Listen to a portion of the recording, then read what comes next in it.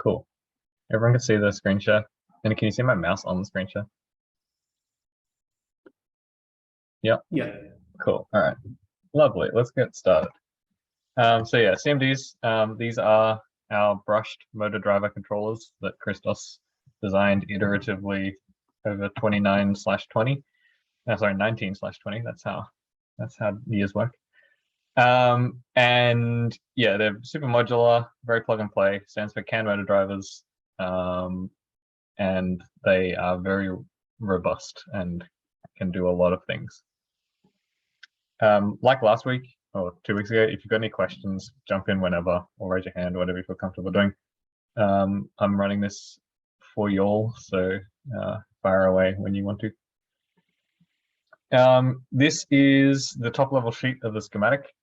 And the reason I put this in is it sort of breaks down it into a reasonable structure that we'll go through. There are 6 main components. First off is the HBridge, which is what actually controls how the current flows through the motor. The microcontroller, the CAN transceiver for CAN bus communications, current and temperature sensing, voltage regulation from our like stepping down our higher voltage, and the SAMTEC connector. So we'll probably come back to this at some point and revisit how all the information flows through, but these are how they're chunked out. So first off, SAMTEC connector. This is what connects to the rest of like interfaces with like whatever you're connecting it to. So if it's in the chassis body, we've got CHAD or the CHADlets, which have 6 of these SAMTEC connectors, and these have the power, CAN signals, and some voltage rails and some other things sprinkled in. So you can see there's the 4 big like power pins here. These are 30 amps each, and we use those for the input power and the output power. So the battery voltage and ground goes in, and the 2 motor terminals come out. And then there's also these 16 pins in the middle here, and this contains so the CAN signals, so CAN high, CAN low, which comes from the Jetson. The quadrature encoder signals. So for velocity control, we need quadrature signals. So these are here, quad A, quad B. That's very commonly how it's done. The UART lines, these are not really UART lines. They can be used as UART lines. At one point, they were originally for the RS485 communication for the resolvers, but this wouldn't have actually worked because you need 1 extra pin to do it for the chip select. And anyway, so these are actually used basically as auxiliary pins, so just for whatever you want. But we only use them at the moment to control the linear actuator on the end effector, so the little pokey stick on the arm end effector. These aux lines, which were originally meant to be auxiliary connections, are actually not connected to the microcontroller at all. So these don't actually do anything at all at the moment. So a bit of an oversight. The design was pretty rushed, so that's why that happened. And then finally, we've got the 12-volt pair, so 12-volt here, and VREG, which is 7 to 12 volts, as long as it's, or like 6 to 12 volts. As long as it's above 5 volts, this is linear regged down to 5 volts for the PIC. But we can actually run it at 12 volts and the linear reg. It's such a low current draw that the linear reg doesn't overheat. Yeah, so that was like a lot of info dump. Any queries about any of that? Does that make sense? What is the 12-volt used for? So 12-volt is used for the MOSFET drivers, which we'll come to in a bit. I think that's all actually. Yeah. Other thing to, I guess, point out is that these are really modular. So on the arm, we have just a single board for each CMD, well, at least in the lower joints, and we run the power and the CAN lines up through that to each of the CMDs individually. And then we also run it up to the wrist where they're all together on the tub board. Cool. All right. Fun fact, If Yeah, we go back to that slide for a sec, see that small trace connecting the two ground pins to the rest of the ground plane? That's not there on most of the boards anymore, because when we hooked the chadlets up backwards for the first iteration, it blew that trace out on all of the CMDs in the chassis. Yeah. So that's, if you're wondering, yeah, if you've heard that story, that's the trace we're talking about. We're not actually 100% sure that it's gone, but we're pretty sure it's gone. We can't I visually checked, it's inspect gone. it. Yeah. I Anyway. multimetered it. It's not there. All right. Okay. Cool. Hey, Charles. How's it going? All right. Hello. We're just having a presentation on CMD, on the motor drivers that Christos designed a couple of years back. All right, onto the HBridge. So this is sort of just generally how HBridges work. If you're not familiar with brushed motor control, you need four MOSFETs. And with these four MOSFETs, you can make the current flow in two directions through the motor, which means the motor can spin in both directions. Without this, you can control a motor with just a single MOSFET, turning it on and off, but it can only spin in one direction. You need four in order to be able to do both directions. So you can see up here, we've got the first and the fourth MOSFET closed, and the current flows through the motor one way. And over here, we've got the third and the second closed, and it flows the other way. That's pretty straightforward. Any concerns about that? Easy, cool. And then, like in the brush in the workshop the other week, we can PWM those MOSFETs to reduce the effective voltage through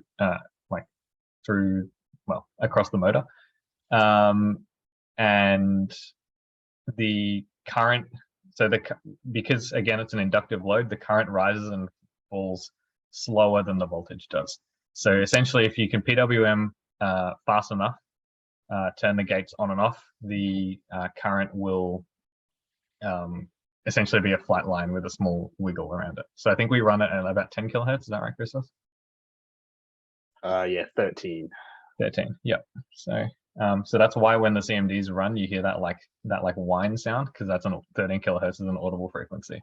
So that's literally what you're hearing. Cool. All right. Now for probably the hardest part of this. So we're about to get into the MOSFET drivers. This is called a bootstrapping circuit, and this is important for getting efficient MOSFET operation. So do I have? Yeah, so I'll just use the graph on this slide. So this graph down here, the gate to source voltage, so the gate is like the on-off switch and the source is the bottom side of a MOSFET. The higher you can get the gate to source voltage, the lower the resistance of the MOSFET. And the reason you want a low, and so that's the resistance through from drain to source.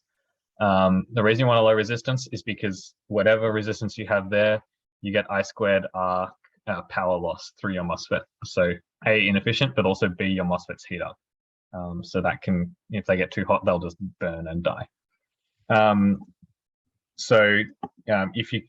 If you only get like a 3 volt gate to source voltage, you end up with about 2 to 3 milliohms of resistance.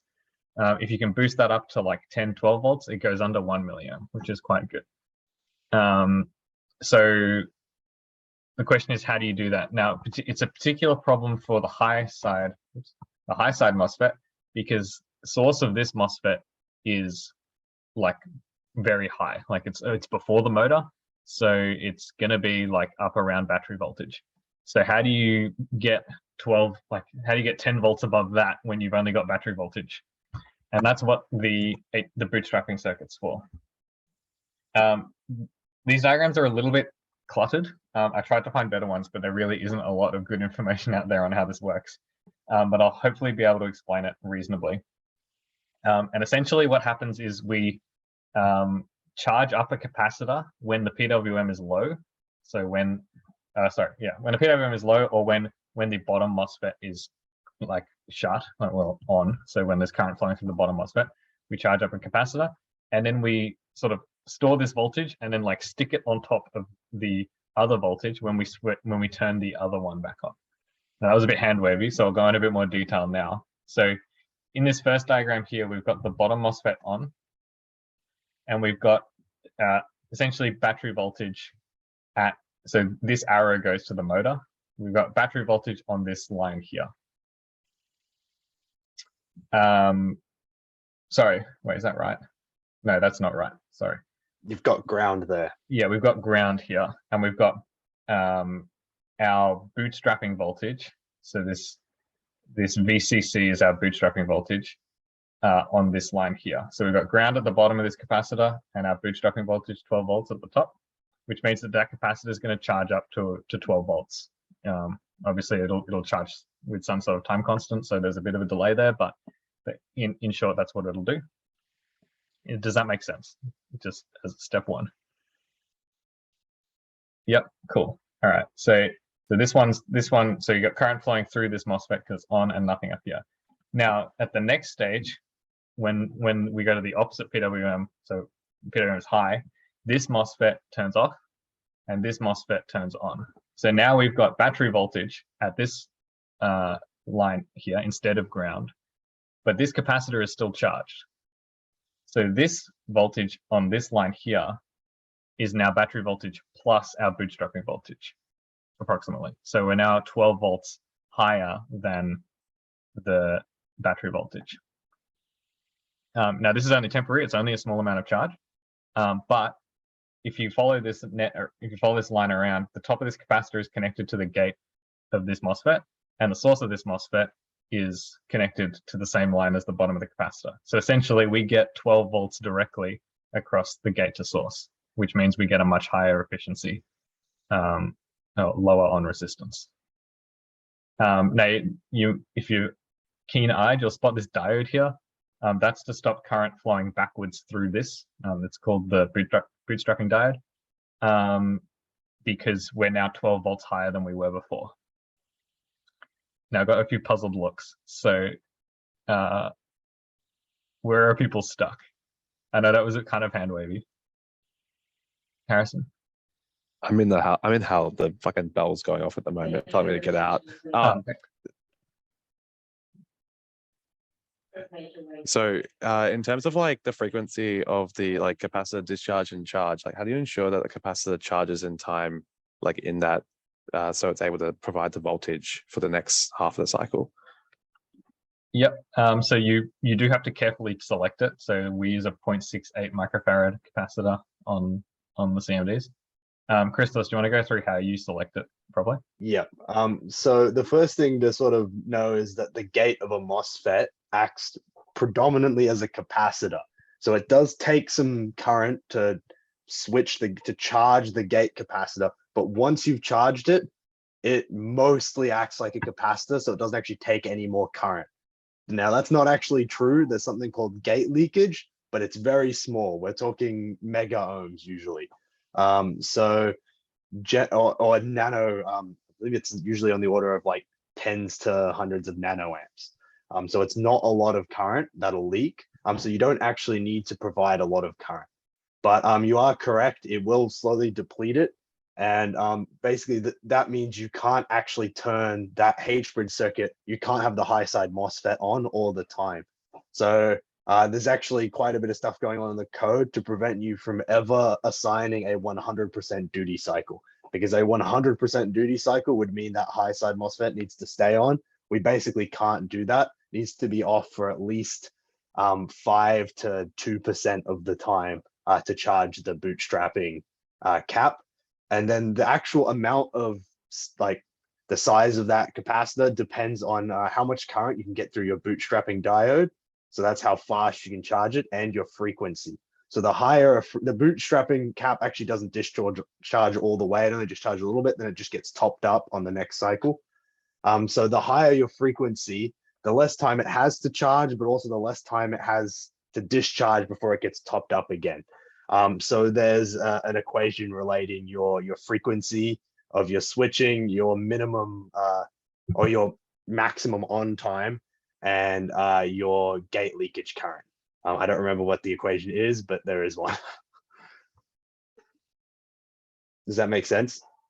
That makes sense. It was just a lot. I have to rewatch the recording, try and take it all in. Go. Yeah. In this diagram, what are those squares with the X's through them? Are they connections or something else? I think they're connections. This is what I They're mean by pins the of the IC that this is a data sheet for, that, if I remember correctly. yeah.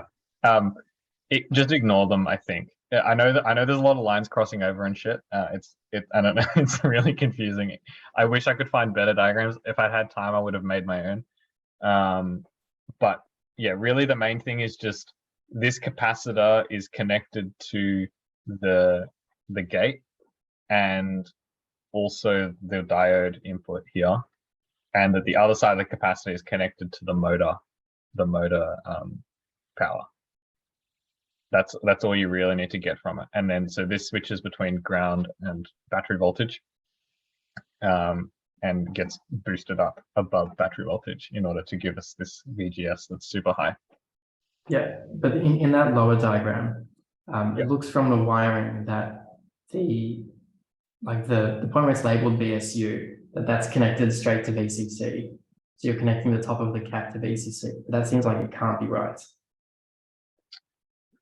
So it's VCC is not your battery voltage in this case. VCC is your voltage into your gate driver.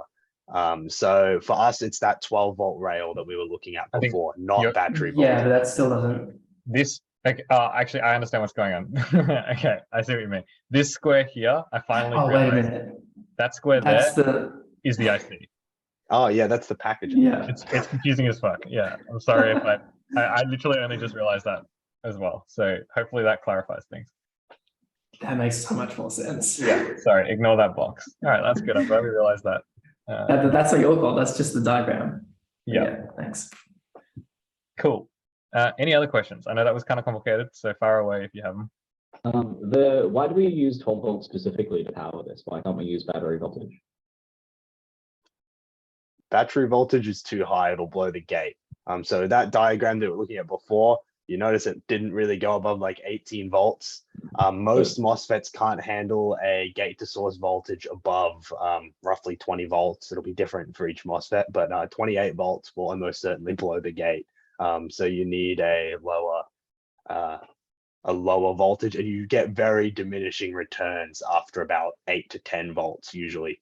So 12 is just an easy number to get we already have 12-volt rails around, so that was why we used 12. But yeah, you wouldn't really want to go above a 15 or 16 volts, because then if you get like a little inductive spike or something, you'll blow your gate, which is really bad.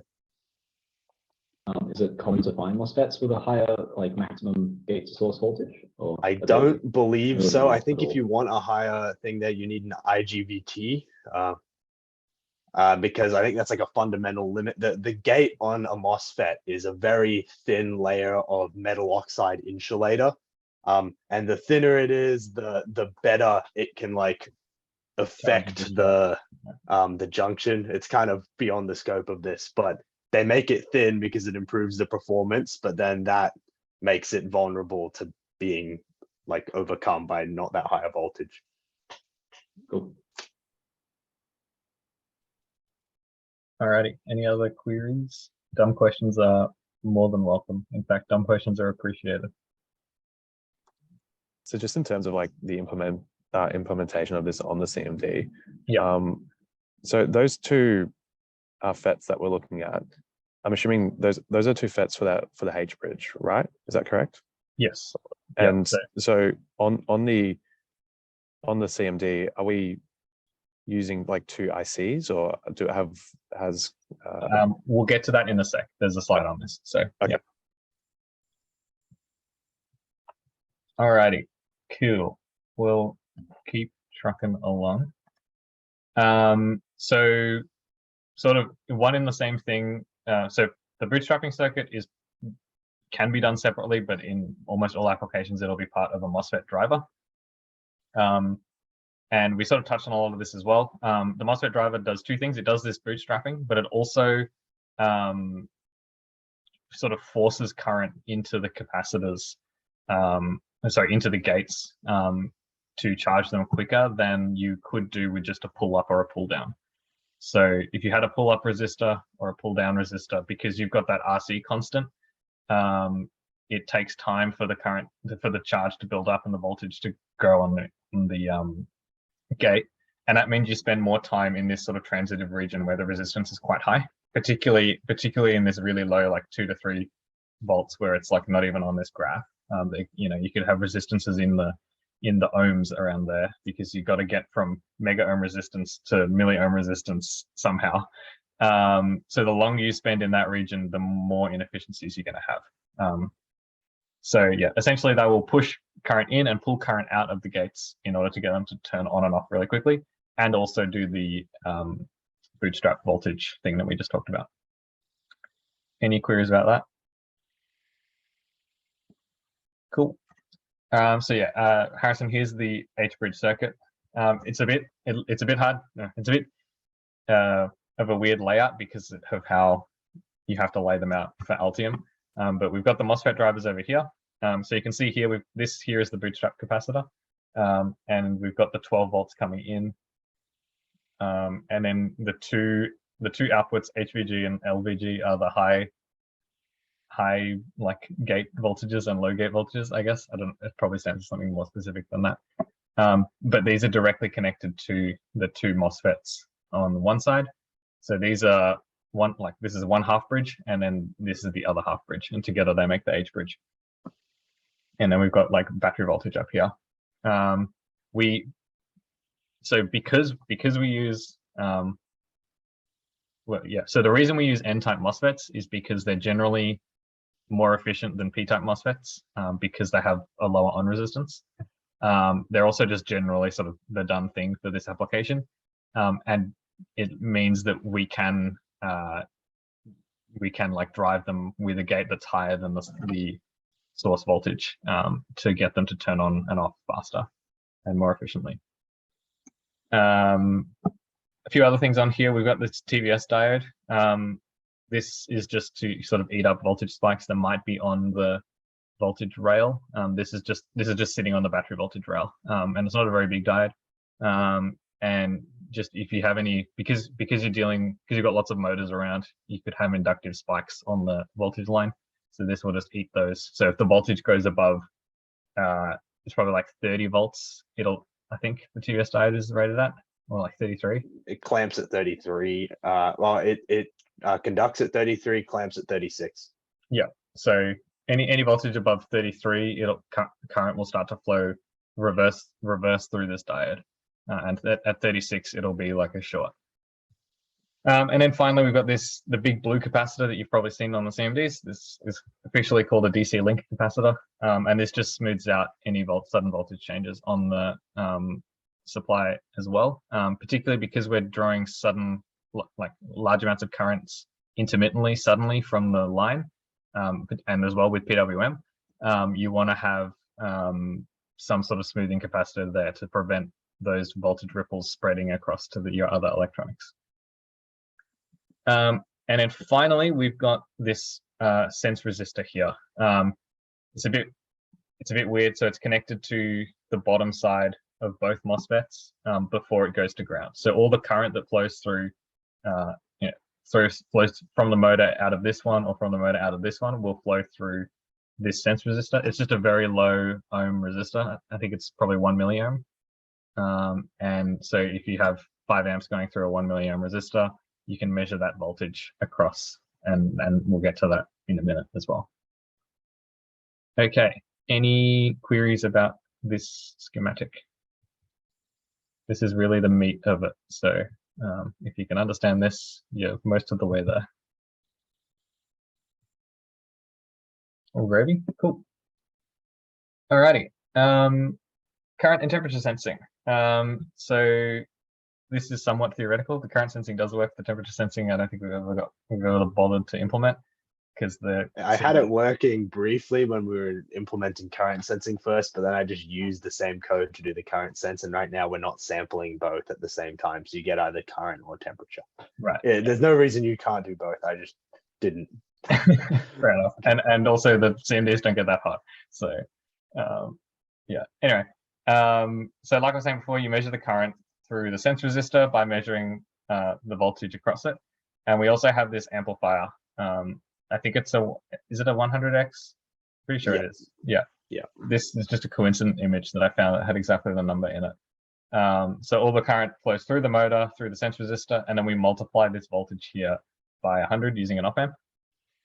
And then we use this temperature sense IC that just outputs an analog value that's, I think it's linear with temperature. And we measure that as well. And so we read both of these using an analog to digital converter on the PIC. Cool. Next up is voltage reg and CAN. So the voltage regulation, the input is this Vreg voltage. So like I said before, that's between like 6 and 12 volts. I wrote 7 here, but it doesn't really matter. And this gets linear regged down to 5 volts with this linear reg, and also down to 3.3 volts with this linear reg. So just for a bit of background, linear regs dump all the excess voltage as heat. So they're just like essentially resistive loads that have a bit of brains in them.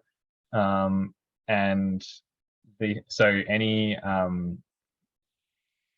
all of the energy goes into heat. So you can't really like dump a lot of voltage over them with a lot of current, because they'll get really, really hot really quickly. Luckily, these only run, so the 3.3 volt rail only runs the PIC and like a few ICs on there, and the 5 volt rail only runs the CAN transceiver. That's it. So all the currents are really small. So we can actually run this off the 12 volts without any concerns. And it seems to work fine. The largest current consumption on the board is the LEDs.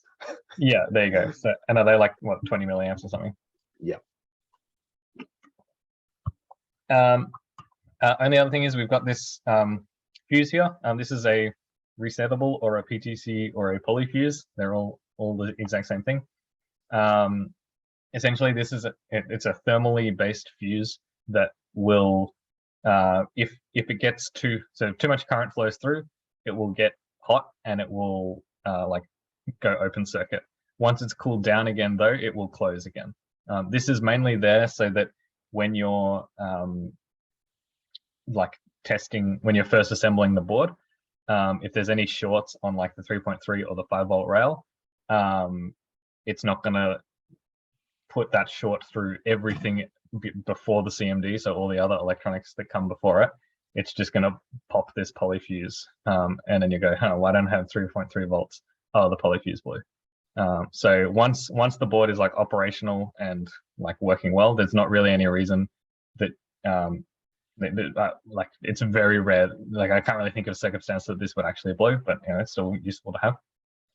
And then there's just a few capacitors scattered around to sort of smooth out voltages where you need them. These will be on the data sheet, and this one's probably just a good idea to have on your input. And if it can, oh sorry, go. Oh no, sorry. I was just about to ask you, what is that capacitor on the right doing? So, this one. is it just like whenever it drops, it like fills in the gap, or? Yeah, it'll just be. I'm guessing it's just a smoothing capacitor, Christos, just in case. Yeah, just more filtering. Yeah. So cool. any tiny fluctuations in the line get smoothed out. Filtering gets very important on boards like this, like especially decoupling. Is probably more decoupling than filtering, really, because we often wire these up with long wires. And if you try and rapidly change the current in a long wire, the long wire acts as an inductor and it doesn't let you. So you end up with voltage spikes. And in the extreme, you can end up with negative voltage spikes at the place where you're trying to like stop drawing power at certain times and stuff. So if you're not properly decoupled, especially with like the DC link capacitor on the motor, it can blow things up very easily. So I just kind of just chucked caps everywhere out of fear. Yeah. You could probably pull half of them off and it would still work, but there's a reason they don't die. The CMDs don't die very often. It's because they're very over-engineered. Yeah, Very definitely. nice. Yeah, there's nothing wrong with putting capacitors everywhere other than expense, and they're not that expensive. So, and space. And yeah. Space. Sorry. Before we move on to CAN, sorry. We mentioned that, the downsides of VRegs, linear regulators. Why don't we use a buck converter in this case? Too big. And there's no need.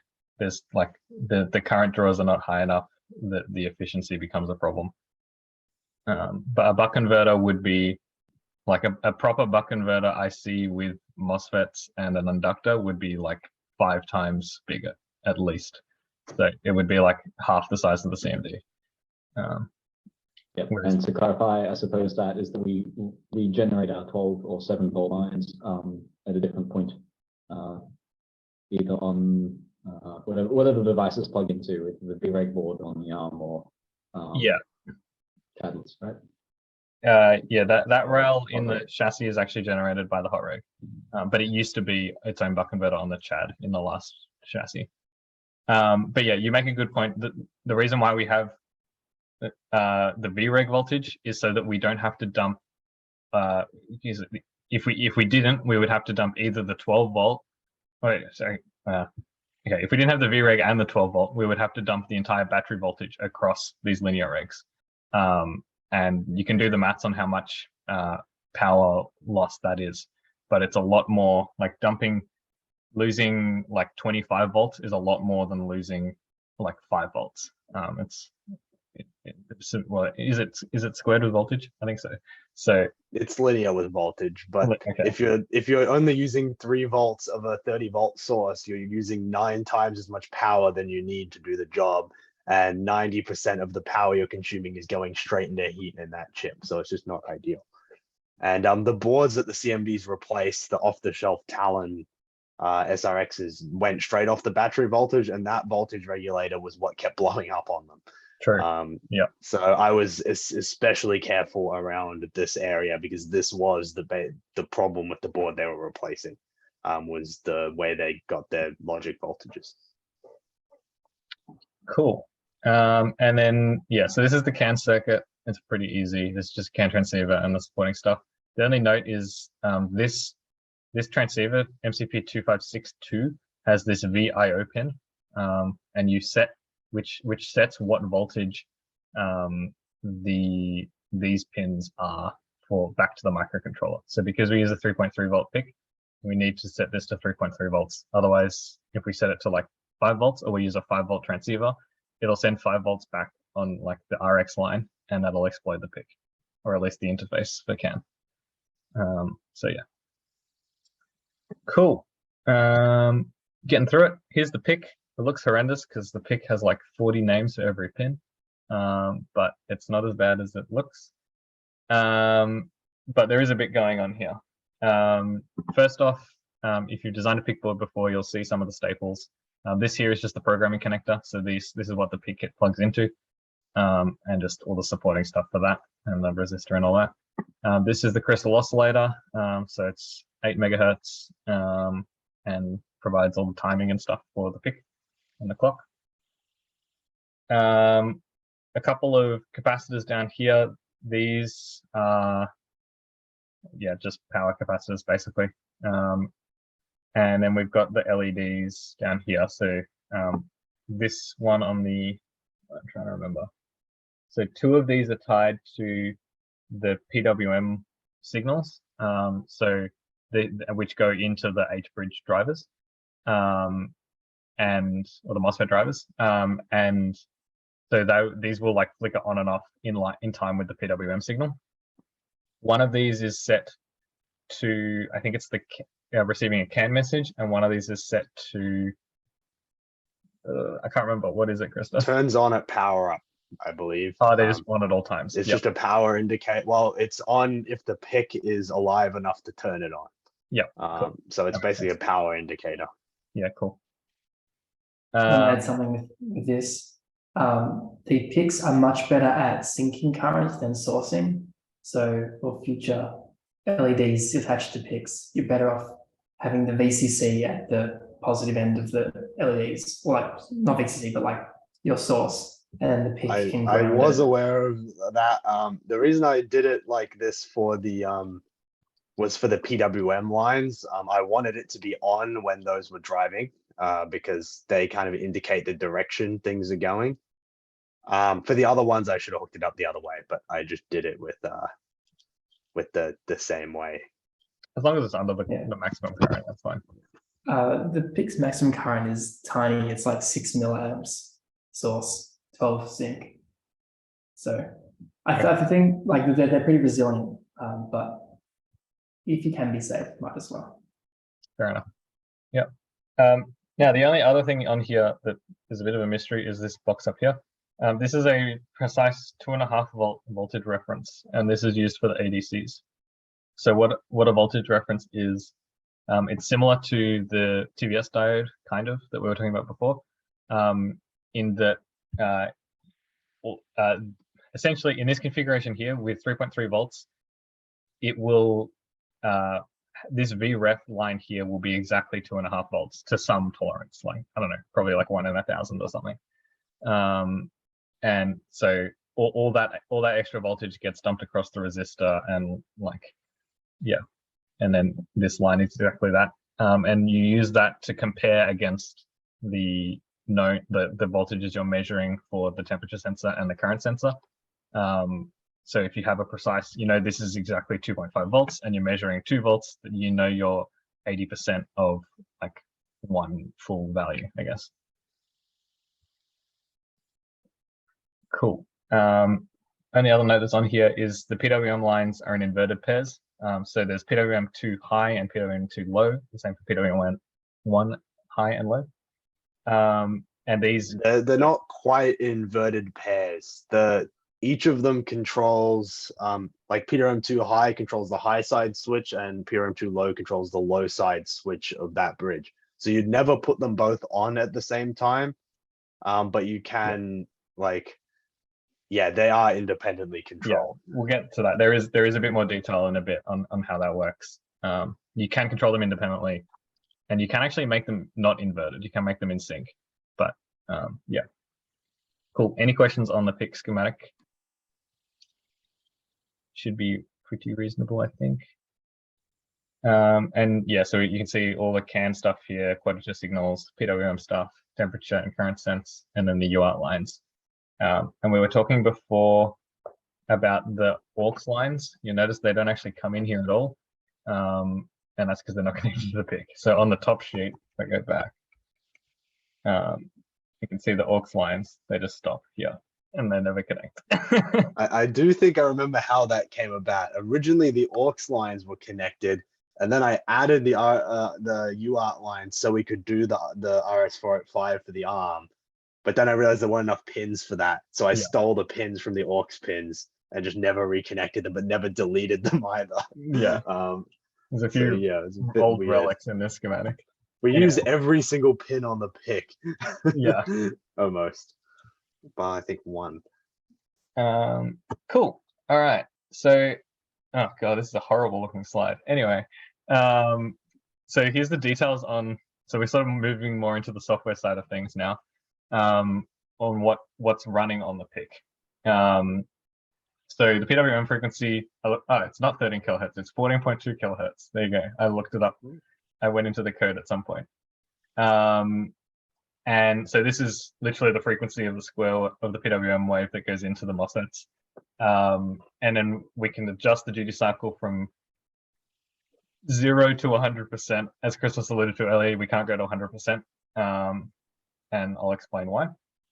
But the duty cycle command, which comes from, so on like the CAN bus, the actual message coming to the CMD is a 15-bit number, so 0 to 32767. And this gets shifted to, so bit shifted to the right 3 times, 0 to 4096 for the PWM generator, which is a 12-bit number. So you can see that here. So signed, yes.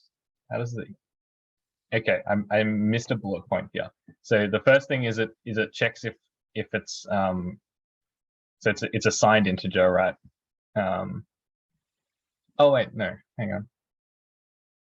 Should this be 16-bit? It's 16 bits signed, which has 15 bits of magnitude and 1 bit of sign. Okay, so this, sorry, it's been a while since I've written this. This is not the command from the CAN bus. This is the command that goes to the module, like the PWM module. But you can see in the code here, if the signed, so it's a signed integer. So if it's bigger than 0, then we want to drive it in one direction. If it's less than 0, we want to drive it in the other direction. So current going through the HBridge one way versus the other. So we bit shift. So we do that if else, and then we bit shift the remainder. So for one direction, we just take the number itself. For the other direction, we subtract 8,000 hex 8,000 from it, which converts is how you convert from a negative to a positive in signed integers. So that's basically just taking the absolute value there, and it's called stuff because Christos is good at naming things. And it's and then it's the same. So we bit shift it to the right 3 times, and then we set that as the duty cycle for the PWM generator. Now these other lines here, override low enable and override high enable, is what actually controls the MOSFETs that are being PWM'd and the MOSFETs that are off. So remember on the HBridge, we've got 2 MOSFETs that are always off and 2 MOSFETs that are being PWM'd. So what you can do in the PWM module on MPLAB is if you set it to complementary output mode, actually this isn't actually that relevant, but I'll talk about it anyway. If you set it to complementary output mode, the 2 MOSFETs will be opposite of each other. That's actually not really what we want. But this override value is what we're interested in. So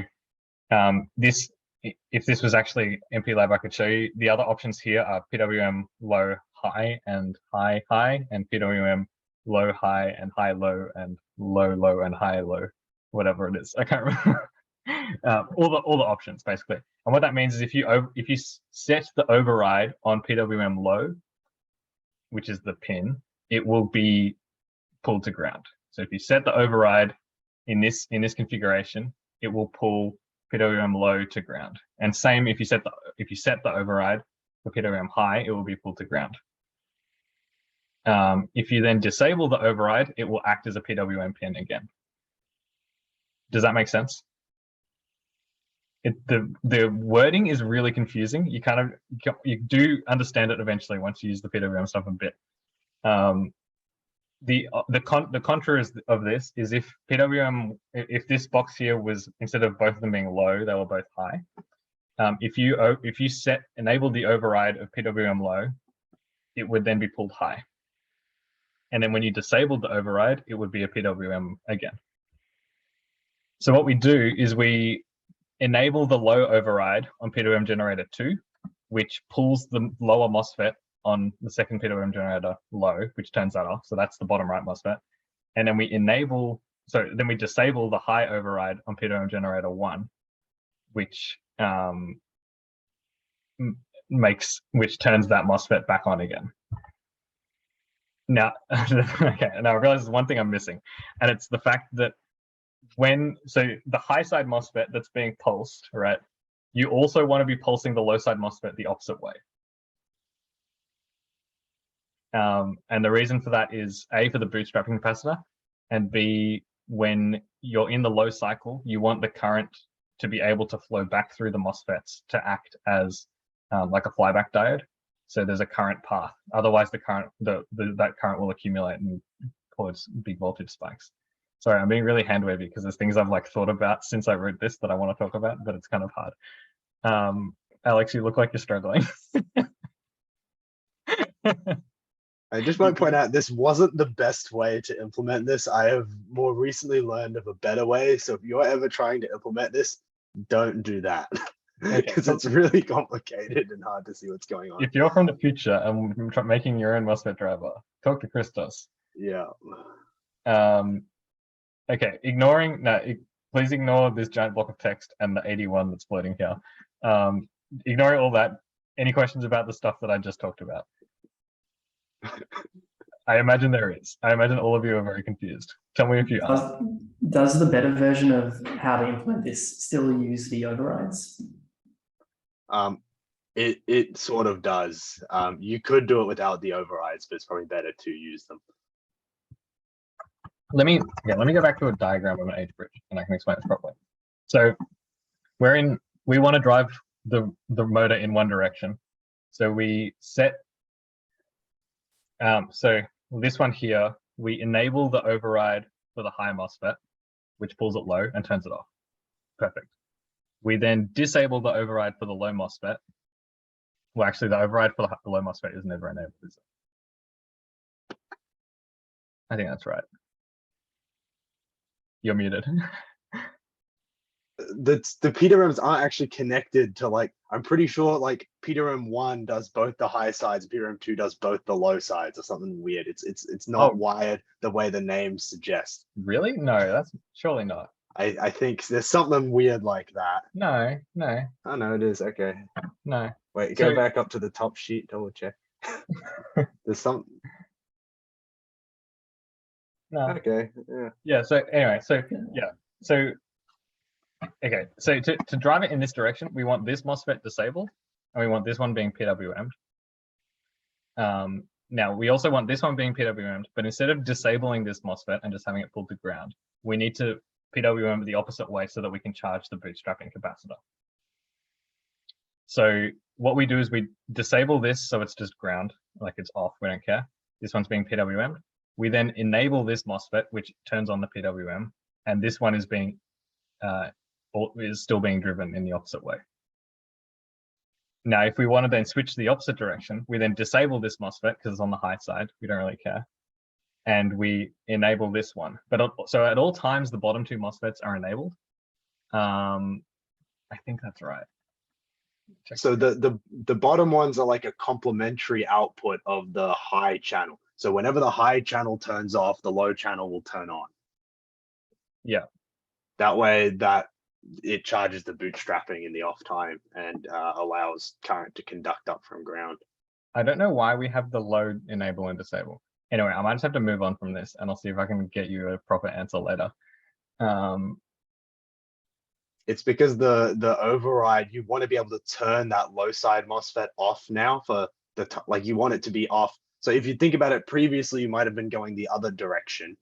So that low side MOSFET, the override was enabled because you had current coming like this. You just wanted the low one on all the time. When you need to reverse current and go the other way, it would be on. So you need to disable the override so the complementary output takes over and you start like push pulling. So okay, so you never actually PWM the bottom side. Oh, you well, do. It gets the complementary of the PWM you set for the high side. Yeah. Okay. Okay. I'll write up a new Plano article or something afterwards to clarify all this. Now this is the really gross bit. As Christos mentioned before, we want to avoid a 100% duty cycle so that the bootstrapping capacitor can charge. So that's what this 81 is for. Essentially, the PWM cycle, the maximum duty cycle on the non-invert on this one is already 4,224. So that number was just applied in the opposite direction, and conveniently gives us a little bit of like overhead so that the capacitor can charge. So we add 81 here before we set the duty cycle, which means that we can never be at 0 duty cycle, which because it's inverted is 100% duty cycle. I think that's correct. The whole thing is a mess. It's horrible. Anyway, I really need to like. It was all to save like 2 instructions that it doesn't actually save as well. That's the worst part. Yeah, because it'll probably compile it away. Anyway, I'll write something up and sort of try and clarify everything afterwards at some point. Any questions that like you want to ask? Yeah. Does this mean that the only thing stopping like turning the wrong MOSFETs on at any one time is software, or is that electrically done? So software has preventions because we use that complementary output. The PIC won't turn them both on at the same time. And the reason we use HalfBridge drivers. So in the HBridge, you saw there was one driver for the high and the low side. The reason is because that driver won't let you turn them both on. Okay, cool. If you try and do that, it'll protect it. Yeah. Because yeah, that's why you don't use individual MOSFET drivers. Otherwise, you'd want to implement yourself that in hardware in case you screw the code up. With the way the code's written, it shouldn't ever do that. But if you wrote the code wrong, which we definitely did at the start, Or if the PIC Um, crashes in between those two particular statements. Yeah, Horrible. Anyway, but yeah, Yep. it won't Good blow through. because yeah, if for those who aren't aware, if you turn both of the MOSFETs on like one side of the motor on, then all the current just goes through those MOSFETs and doesn't go through the motor, and you have a nice big fiery shot. There's actually a whole thing we don't take into account called dead time. That's like one of the MOSFETs can be like half on when the other starts to turn on. You can get a little bit of blow through, but thankfully there's a dead time. It adds dead time in the with the HalfBridge driver. So the fact that I didn't really understand that, we're very lucky we used those drivers, or we would have been having issues. Great. Cool. We talked about this last week or last workshop as well, but current chopping. This is how you actually implement it in the CMDs. So in MPLab under the PWM module, there's this current limit control, and basically you just connect, like pick your pin basically, and you pick your comparator here, and you set the threshold, and it will turn off. And you can have like a multiplier in there and stuff depending on what your value you actually want it to be. And so if in one PWM cycle, if the current rises up to a given value, so here it's Imax, then it will turn off the remainder of that period duty cycle. So it will cut it off earlier than it's meant to, in order to prevent the current continuing to climb and being high for an extended period. It will then immediately just try it again the next cycle. So it's not like a fuse where it will like blow, but it kind of limits it.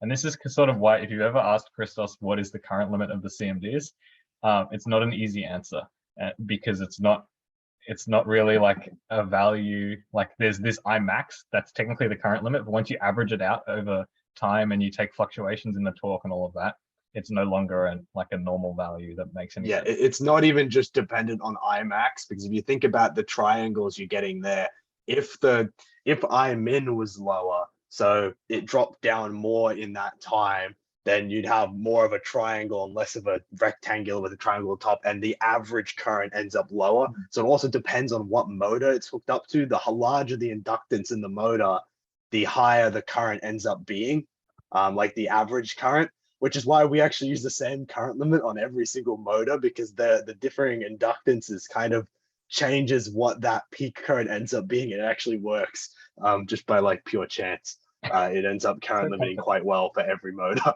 So it's a weird bit of black magic that works really well. Alrighty. On current controls, before we proceed from there. Remember when we tried to change the current limit at some point? There was like a lot of difficulty figuring out how to change that current limit. Has that changed at all with implementation of like actual current monitoring? The same process? No. So this current limiting is completely independent of the measuring of the current. This uses like an analog comparator to compare the voltage against a reference voltage that's generated by like a ladder of resistors inside the PIC, so it doesn't even use the ADC. We had current limiting a long time before we had current measurement, because it was actually easier to implement. Yeah, so like, yeah, it's important to say that like this is entirely implemented in hardware in the PIC. There's no code here. Like all you do is tick this box and configure your drop downs, and then it does it because it's all part of the PWM module. Alrighty, onto velocity control. So before we mentioned we have the quadrature interfaces. Some of you might have been in the workshop when I was explaining how these work, but I'll explain them anyway. Basically, when your motors, so you've got two signals and they're both square waves, and the faster your motor spins, the higher the frequency of these square waves. So essentially they pulse, like say every 10 degrees of motor rotation, you get one pulse. And it'll be more like a fraction of a degree, but that's a good analogy. So you get one pulse on your A line and a pulse on your B line. And you'll notice that these are out of phase by 90 degrees electrically. And what that means is, depending on the direction that the motor's spinning, if it's spinning clockwise, you'll get a rising edge on the A before a rising edge on the B. And that happens every time. Or same with the falling edge. You get the falling edge on the A before the falling edge of the B. Conversely, if it's spinning the opposite direction, you'll get your rising edge on the B before the rising edge of the A. And what this means is you can determine the direction as what by using which edge comes first, and then you can determine your velocity by how the frequency of the square waves, or how the time between each of these edges is how we actually do it on the PICs. For example, the chassis at the moment, we've got AMT10s on the back of each of the motors, and the shaft spins the spindle inside the AMT10 encoder, and that generates these signals that we then measure. The CMDs actually, so that there's a specialized quadrature encoder interface on the PIC that you feed these into, and it has all this hardware in it that does all the thinking for you. So it will have a register that tells you which direction it's spinning by, it figures out which edge is coming first. And it also has a register that tells you the time between pulses, and not only the time between like all the A pulse, like each rising edge of A, it actually tells you the time between the rising edge of B and the rising edge of A. So you get like sort of 4 times the resolution. I'm pretty sure that's right, isn't it, Christos? No. So the interval timer is rising edge to rising edge. Okay. I believe, but I had a look at the position docs counter. just recently. Sorry, what was that? I had a look at the docs just recently. It does go between every one of the 4 different states. That's for the interval though, the position counter, because the position counter goes up on every edge, whereas I think the interval is only off of one of the channels. I'll have to double check. I can't remember. The details yeah, probably don't really matter, but yeah, as Chris was saying, this is the interval timer, which tells you essentially how like the time between edges, whether that's a full cycle or a quarter of a cycle, it doesn't really matter. And there's also the position counter, which is a register that counts up once for every edge that passes through it. So if you want to get the velocity, the sort of naive way to do it is to just like, okay, you time for a millisecond. How many pulses did I get over a millisecond? Okay, I got 10 pulses. Let me divide by a millisecond. That's my velocity in like pulses per second. But A, that requires a division, which is yuck. And B, it's actually not that accurate because your resolution is not very high. But if you use the interval timer, that's the time between the pulses. So you still need to use a division, but all you have to do is invert the value.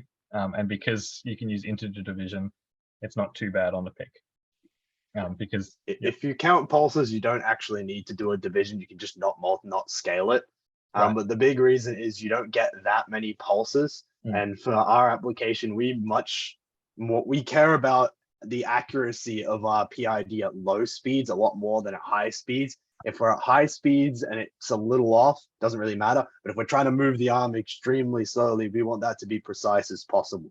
So by doing the interval, as you get slower, it actually gets more accurate because you get more counts in that interval. Whereas if you use the position, like the number of edges counting, as you get slower, you get less edges, and then the gap between each like change gets higher, and you get less resolution as you get lower.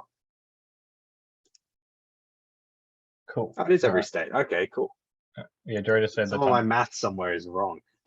Oh, good. It is on page 26 of the QEI docs, if you would like to see. Don't look at those docs. Anyway, so yeah, so essentially there's a few ways to do it, but the most accurate at low speeds, at low speeds way to do it is with the interval timer. And we use this to measure the speed of the motor. And anyone who's done control systems will recognize the diagram on the right as a PID controller.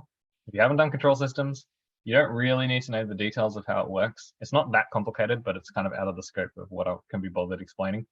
But all you need to know is that there's dedicated hardware on the PIC that will do this for you. So it will calculate the integral derivative and yeah. It's not dedicated hardware. It's that the PIC, the DS in the DS PIC stands for digital signal processing.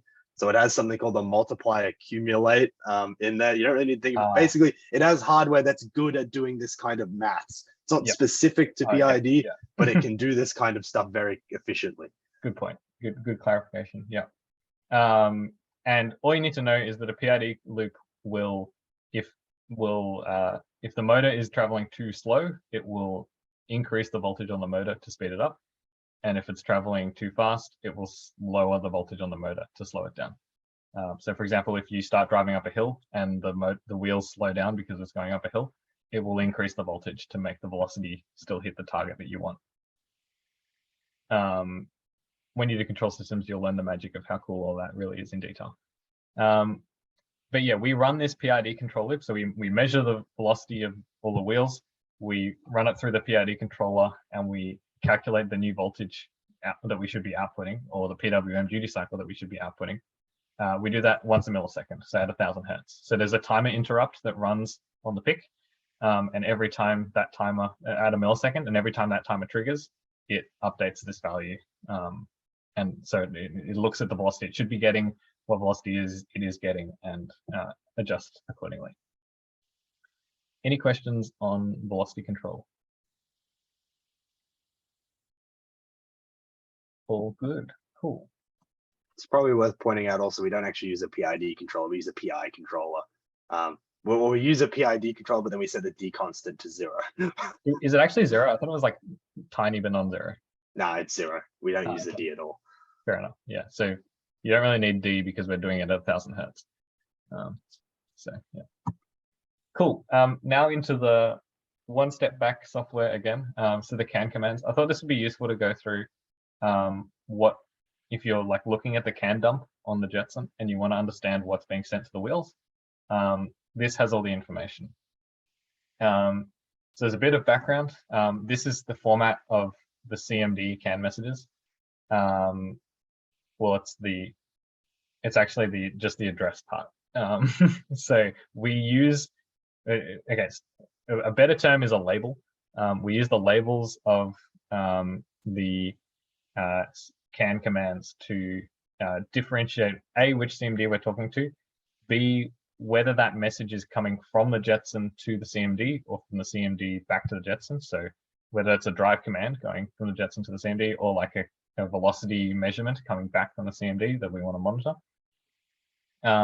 So yeah, which CMD, which direction, and also what command. So do we want to drive it with PID? Do we want to drive it with PWM? Do we just want to like twitch it forwards to test that it's working? That sort of thing. So this is the general format of a CAN frame that you'll see on the CAN dump. So the 043 here is the label or the address. The hash denotes the difference between like the gap between the address and the actual data, and then this 4FFF is the actual message data of the frame.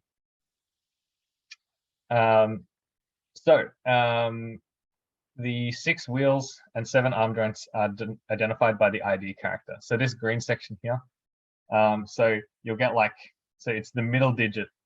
Typically, it's the middle digit of the address. If the number is between 0 and 15, it'll be the middle digit.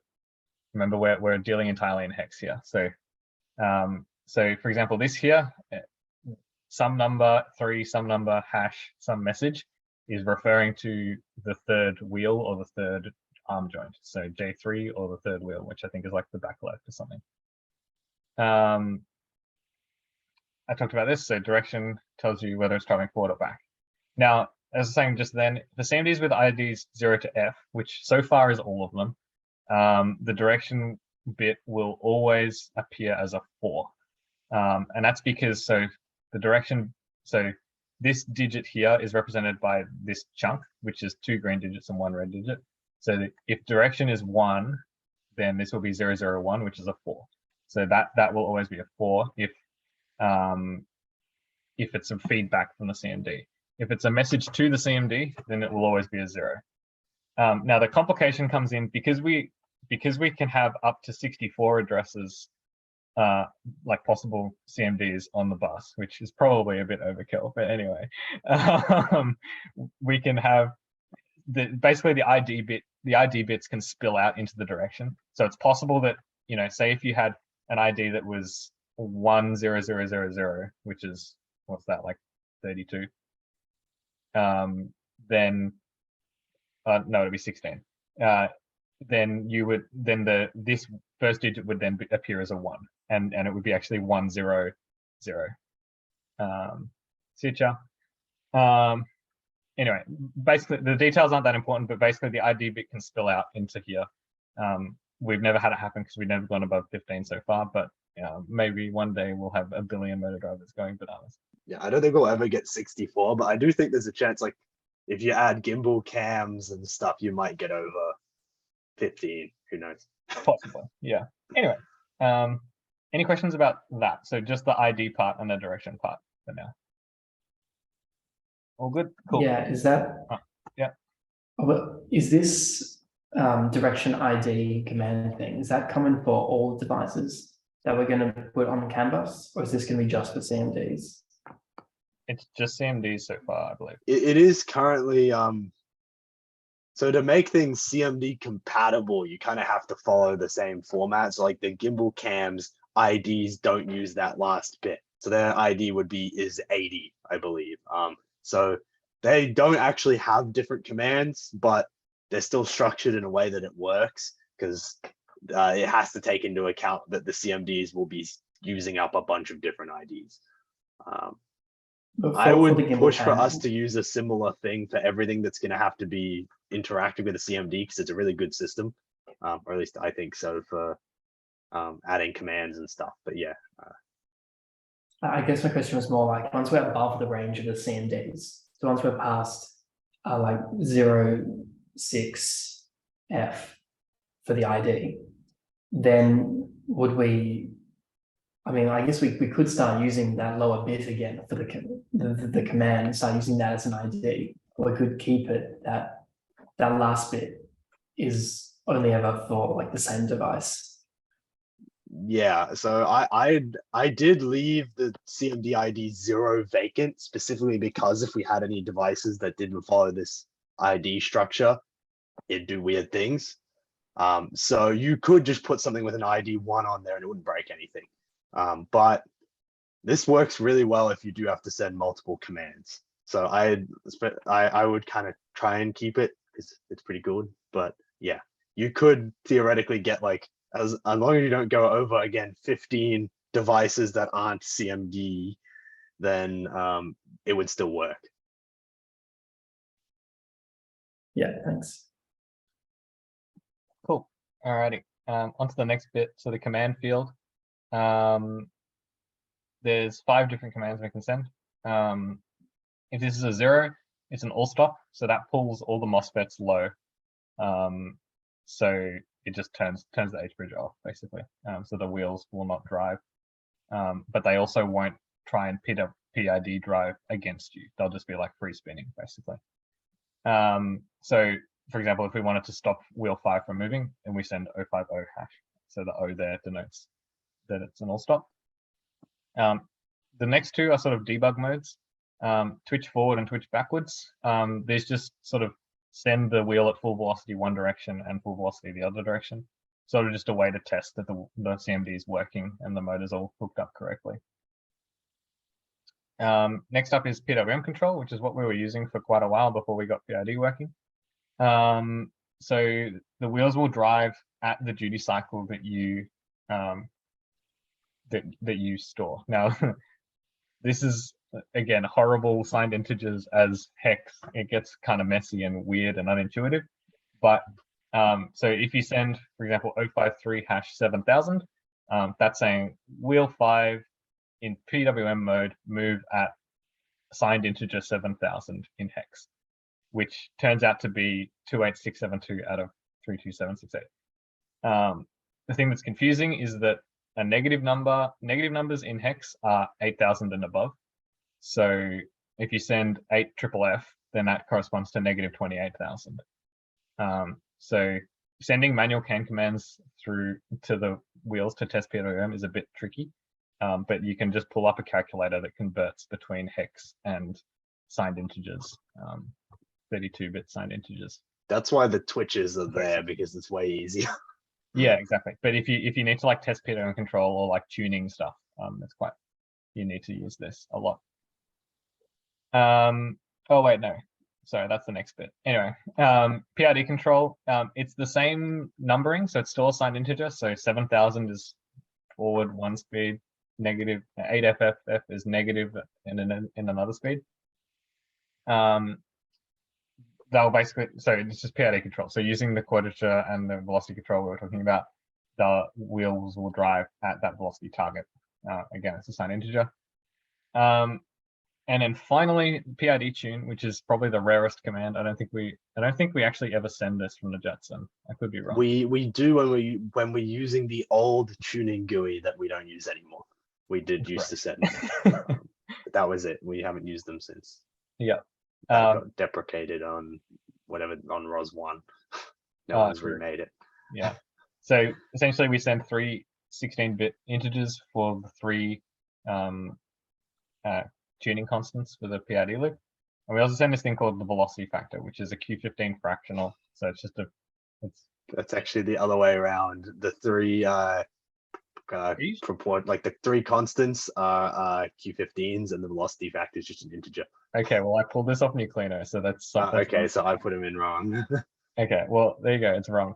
The velocity factor is basically just a way of scaling the velocity measurements from the QEI interface so that it takes up the full range of the PID controller. Is that right? Basically. Yeah.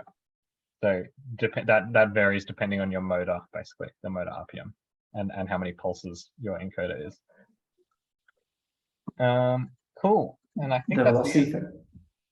I want to add something with the velocity factor. It's fantastic because if you have a faster motor, the velocity factor is smaller. If you have a slower motor, the velocity factor is larger. Which makes perfect sense once you look at the code, but it's a bit It's confusing. because you get your intervals and you divide something by them, so now it's the inverse. Yeah, So the you code need to around scale it velocity up factor. more if it's it does make sense if you look at the code. Yeah. It's more like if you're having a quick look at velocity factors and you're like, well, wait, these numbers are backwards. Yes. I probably should have gotten a picture of the CMDs that's facing them so you can actually see all the components on there. But you can see these four squares here, they're the MOSFETs. So the two halves of the MOSFET of the HBridge, and there's the sense resistor in there. And then we've got the two MOSFET drivers either side here. And that's the CAN transceiver there. This is the TVS diode that I talked about right at the start. And then we've got the two linear regs here. That's the polyfuse. And then we've got the PIC and the crystal. And they're very small, but that's the current, those two chips there are the current sense amplifier and the temperature sensor. Temp sense is the one on the right. Yeah. You might see a few CMDs don't have those. They're been out of stock forever. Yeah, so we can't put them on anymore. That's the voltage reference. Yeah, that's right. Yeah, cool. And then obviously the big expanding capacitor. And yeah, so yeah, that's pretty much it. Does anyone have any final questions or things that I should have covered that I didn't? Can you explain everything again? You can watch the video again. So for the CAN commands,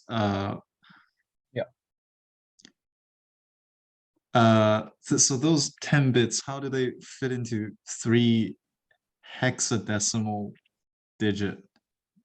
A hex digit is 4 bits. 4 bits, and it's an 11-bit ID. So Yeah, so the this first 2 hex digits are like a full hex digit, and the last one can't go above 8.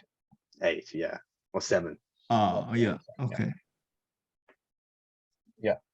Yeah, so yeah, weirdly, a standard CAN frame only has 11 bits for the addressing. There is a thing called extended CAN frames, which have longer addresses. Because it's also a stupid number. It's like 29 bits. Yeah. It's because they want the whole thing to add up to something, and there's the CRC bits and the DRC bits and a bunch of other acronyms that I don't know. Yeah, so it's 11 bits. That's what you get. You can have longer ones, but then you have to deal with extended CAN frames. and they Yeah. still don't line up to a nice value that's easy to think of in hex. Yeah, and in fact, do the PICs even support extended CAN frames? I believe they do. I've never tried it though. Okay, yeah, They definitely do. Okay. But yeah, not tried. yeah. So as you can imagine, like if you're building a car and you've got like, you know, your windscreen wiper pump has a CAN ID, and your side windows, all four of them have CAN IDs with like different commands and stuff. Like you need a lot of addresses. So in automotive stuff, like everything's CAN bus, particularly modern cars. So that's sort of where the need for extended CAN frames came from, because of And for reference, this like embedding information in the ID is actually extremely common. Yeah. Not necessarily in automotive CAN, but most things will have multiple IDs in automotive CAN, and CAN in the standard has something called masking, where you can basically tell it not to look at certain bits when it's deciding if the message is for it. So on the CMDs, we have it set not to look at the command bits. So it'll go, oh, well, it's for ID 3 because it's got a 3 in that middle hex digit. It doesn't matter what you send in the command bit, it'll go into the PIC. Then the PIC will look at it and decide, oh, okay, let's check out what's in there so we know what command to do.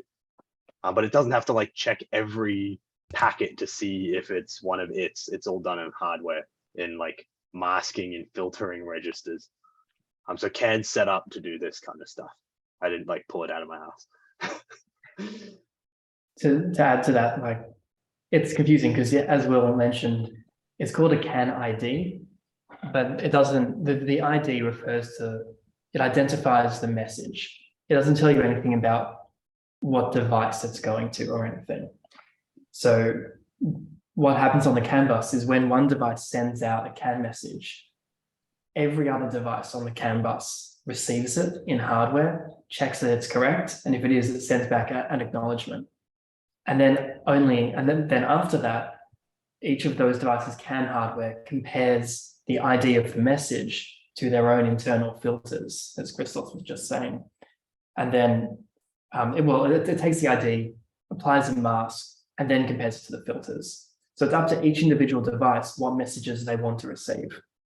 So for the CMDs, for example, J3, the J3, the CAN transceiver on that is seeing every single message on the CAN bus, but we program the PIC to say, only do anything with the CAN message if the ID matches like 030 up to 03F. And then that PIC will only deal with CAN messages that we intend to use to control J3. Yeah. Also the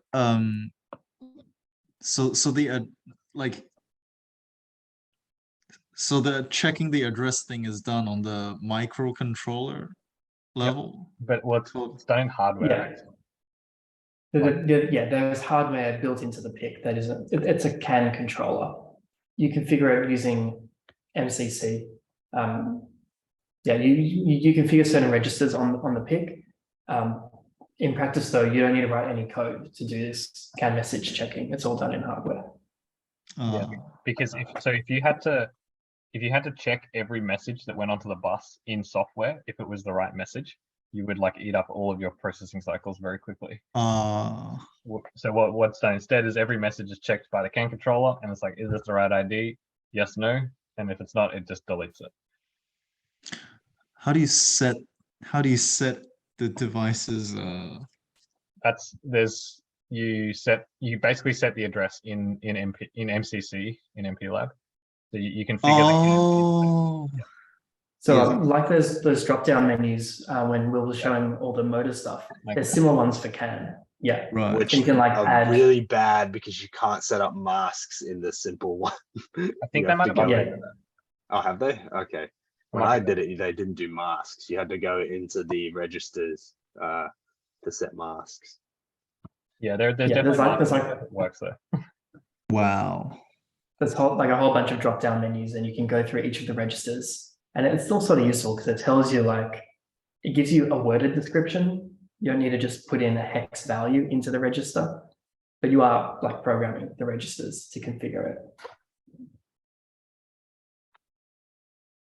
Yeah. Alrighty, I think we might wrap it up there. If you've got any other questions, shoot me a message.